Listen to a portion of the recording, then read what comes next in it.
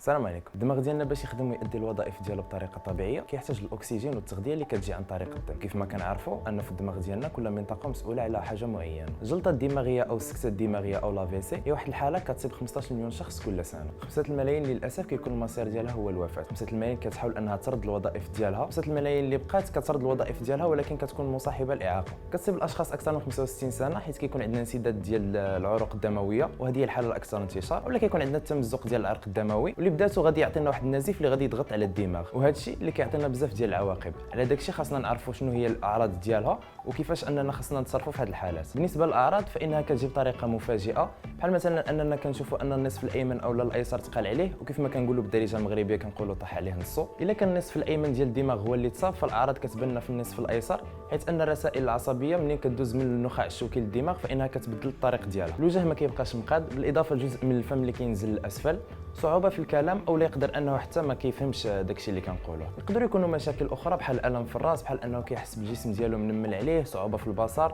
وحتى هي كتكون من بين الاعراض. بعض الحالات الاعراض كتجي وكتمشي اللي كيتسمى لاكسيدون فاسكولار سيريبرال ترانزيتوار، وحتى هذه الحاله كتحتاج لعلاج. الا كان عندكم شك غادي نعطيكم واحد الحوايج غديروهم باش تعرفوا ان هذا الشخص مصاب ولا لا. اول حاجه غادي تقول له انه يعاود شي كلمه، ثانيا تقدر تقول له انه يبتسم ويخرج اللسان ديالو باش تشوف واش كاين شي اثر ولا لا. من بعد تقدر انك تشد يديه واش تشوف الفرق بيناتهم، كتقول ليه زير عليك وكتشوف واش كاين فرق بين اليدين. هذا الشيء يقدر كله ما يكونش، ولكن الا لقيتوا شي اعراض حاولوا انكم تتصلوا بالاسعاف. قبل ما تتصلوا بالاسعاف خاص بعض الاجراءات انها تدار.